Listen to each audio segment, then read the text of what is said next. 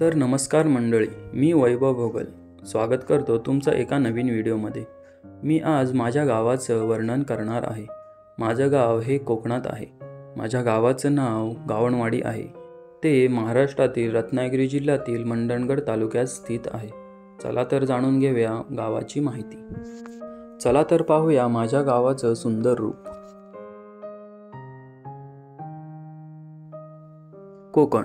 कोकण हा महाराष्ट्राच्या पश्चिम भागातील हिरव्यागार निसर्गाने नटलेला प्रदेश आहे। सह्याद्रीच्या पर्वतरांगांपासून ते अरबी समुद्रापर्यंत पसरलेली ही भूमी म्हणजे जणू एखादं नंदनवनच। अशा या कोकणातील गावे ही साधी असून सुद्धा त्यांच्यात एक वेगळीच ओळख आहे।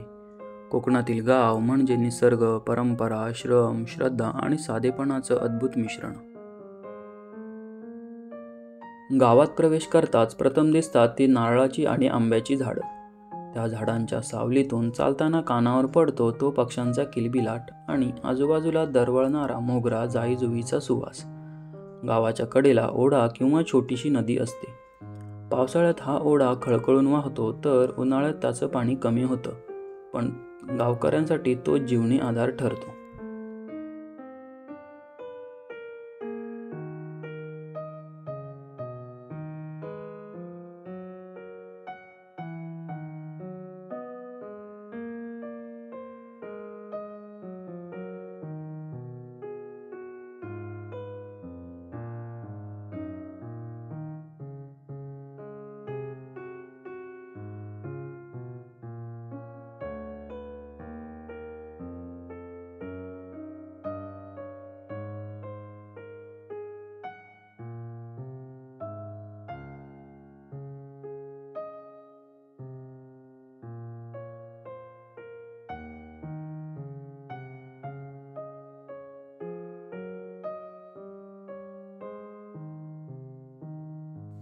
गावातली माणसं ही साधी, कष्टकरी आणि आत्मीयतेने जगणारी असतात। सकाळी कोंबड्याच्या आरवण्याबरोबर सगळे उठतात। स्त्रिया अंगण झाडून, रांगोळी काढून देवघरात दिवा लावतात, तर पुरुष शेतात, नारळ बागेत किंवा इतर कामाला जातात। दुपारी थोडं विश्रांती घेऊन परत सायंकाळी गडबड सुरू होते।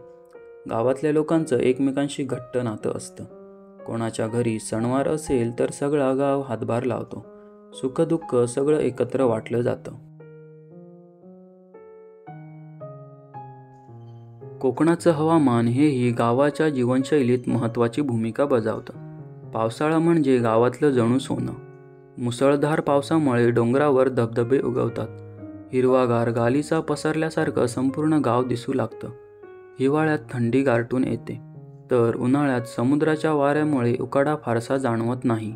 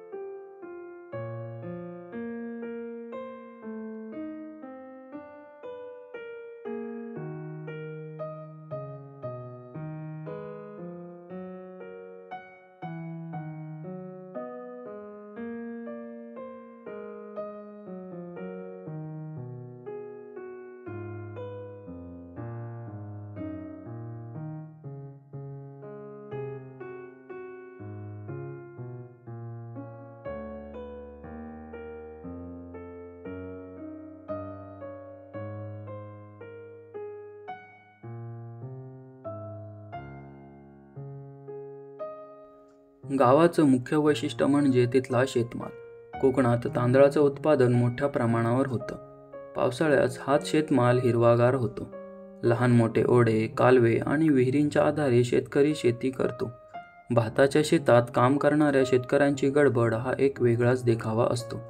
त्याशिवाय आंबा, काजू, सुपारी, नारळ, फणस ही झाडं गावागावात लागलेली असतात. हापूस आंब्याची चव जगभर पोचवणारा हा कोकणच. उन्हाळ्यात आंब्याचा दरवळ अंगणभर पसरतो, तर काजूच्या झाडाखाली मुलं खेळत बसलेली दिसतात.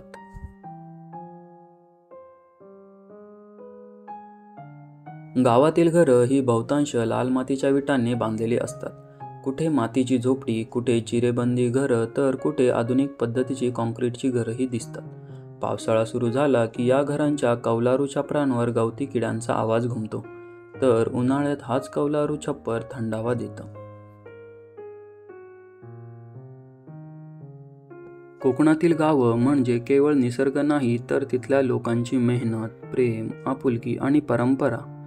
जरी आजच्या काळात बरेच लोक नोकरीसाठी किंवा शिक्षणासाठी मुंबई, पुणे किंवा परदेशात गेलेले असले, तरी त्यांच्या मनात गावाचं आकर्षण कायम असतं. सणासुदीच्या दिवशी सगळे परत गावाकडे धाव घेतात.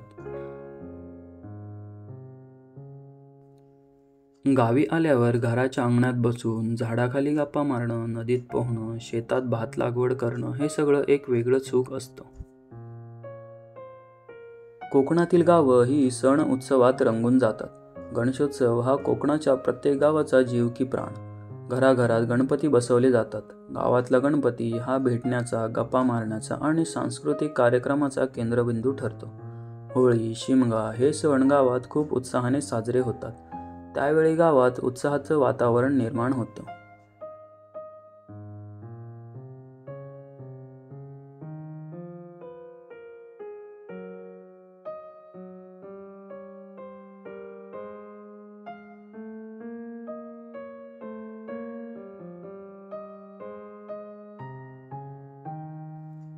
असं कोकणातील गाव म्हणजे साधेपणातलं सौंदर्य.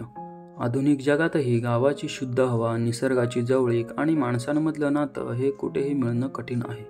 त्यामुळेच कोकणातील गावं प्रत्येकाच्या हृदयाला भिडतात.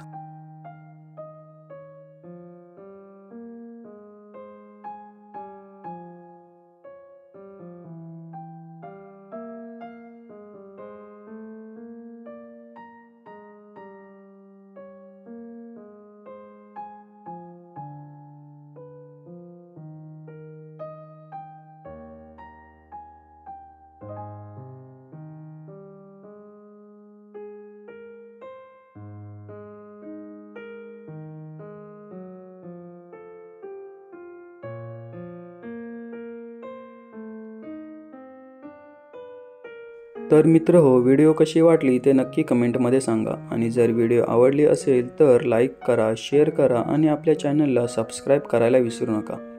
चला तर भेटू पुढच्या व्हिडिओमध्ये. आतासाठी बाय बाय.